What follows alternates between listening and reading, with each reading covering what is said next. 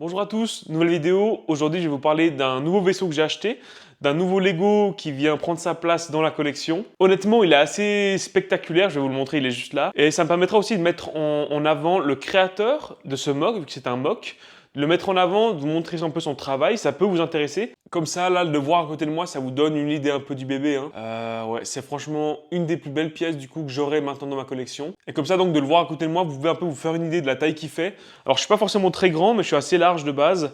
Mais non, en vrai de vrai, il est vraiment massif. Et maintenant, on va un peu entrer dans le vif du sujet. Et du coup, je vais vous donner quelques petits détails par rapport à la construction de ce vaisseau. Donc, si vraiment vous ne l'aviez pas encore reconnu, ce vaisseau, c'est le bombardier qu'on peut voir au début de l'épisode 8, donc le bombardier de la Résistance, où ils font un peu leur mission suicide, où on les voit tous se faire détruire un par un. D'ailleurs, ce vaisseau, il existe aussi chez Lego, le voilà, le bombardier de la Résistance, référence 75-192. Voilà, je pense qu'il n'y a pas photo. De nouveau, on ne va pas comparer l'incomparable. Ce sont deux modèles différents, de tailles différentes, forcément de prix différents. Ce n'est pas du tout comparable, mais voilà, ça vous donne aussi un peu une idée de la taille du bijou. Donc le but aussi, c'est de mettre en avant le créateur, donc Mirko Sopelsa. Je vais mettre en description le lien de sa chaîne, de son site internet, parce que franchement, il y a d'autres modèles qui existent. C'est des modèles vendus, on guillemets, à l'exclusivité. Il y en a peu à chaque fois qui sont fournis.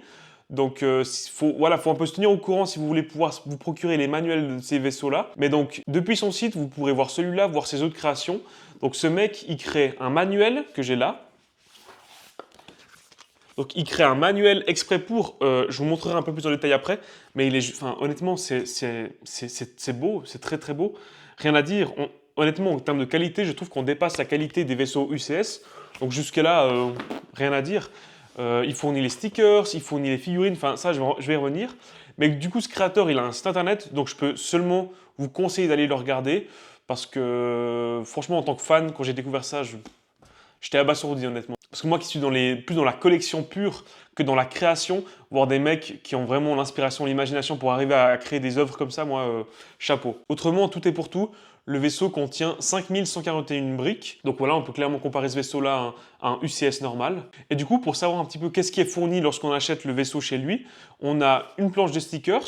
Personnellement, je n'ai pas encore mis tous les stickers, je vais le faire, hein, ne vous en faites pas, je ne vais pas garder la planche à moitié usée.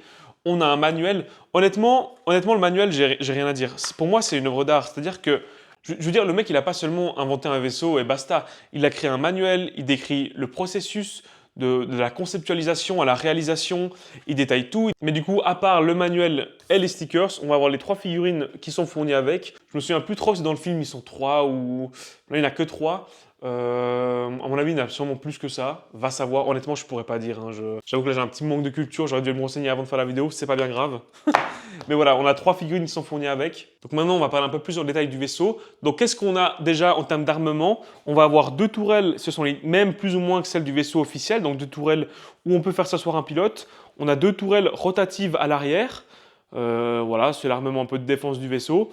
On a aussi une tourelle sur le dessus qui permet de pivoter. Malheureusement, on peut faire s'asseoir personne à l'intérieur. Et à l'avant du vaisseau, on va avoir donc un canon ici qui pivote. Vous comprendrez pourquoi il est pivotable. Ainsi que les petits canons sur les côtés, sur les ailettes. Après, comme vous le savez, ce vaisseau-là, c'est pas un chasseur. Hein. Il n'est pas fait pour abattre des cibles mobiles.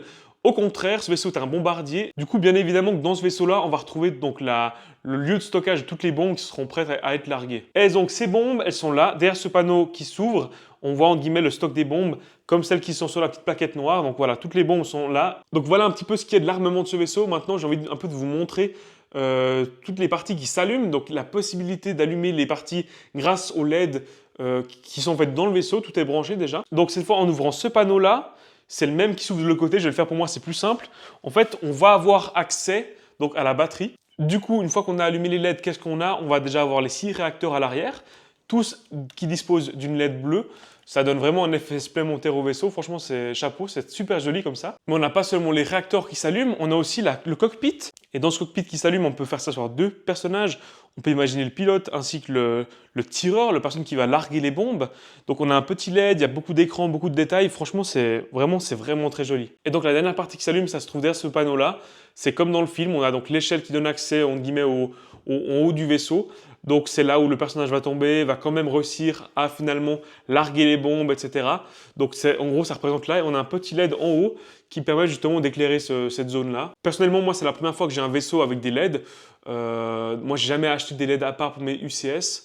Je me tâte pour les prochains, pourquoi pas, on a le vaisseau de Jabba, j'imagine qu'il y aura des LED, j'imagine que je vais peut-être les prendre cette fois pour tester, mais c'est une bonne surprise les LED, je pensais pas que ça donnerait un effet aussi bien. D'autant plus avec la petite plaque noire là, on a vraiment l'effet UCS, l'effet collection, donc pour moi, voilà, ce vaisseau, c'est vraiment une masterclass. Personnellement, j'aime jamais trop parler d'argent parce que c'est pas le but. Moi, je partage une passion. Je suis pas là pour dire j'ai fait une super affaire, j'ai acheté ça à ce prix-là, c'est magnifique. Mais moi, du coup, je l'ai acheté construit déjà. J'ai pas eu besoin d'acheter les pièces pour le construire. J'ai trouvé une offre en fait d'un mec qui le vendait en Autriche, donc je l'ai fait venir jusqu'à chez moi en Suisse. Frais de port inclus, taxes, TVA, douane et compagnie. Le vaisseau m'est revenu à 715 euros. Donc moi, en francs suisses, ça fait environ 680, 670. Sachant que du coup, il faut acheter le manuel qui est plus ou moins 120 balles. Les LED étaient inclus, toutes les pièces sont incluses. Certaines pièces, justement, sont difficiles à trouver. Faire le travail de recherche de pièces, je le fais, il n'y a pas de problème. Je le fais moi pour compléter mes sets. Après, forcément, si je peux m'économiser du temps, je le fais aussi. Pour moi, c'était une aubaine. Pour moi, ça, c'est une aubaine.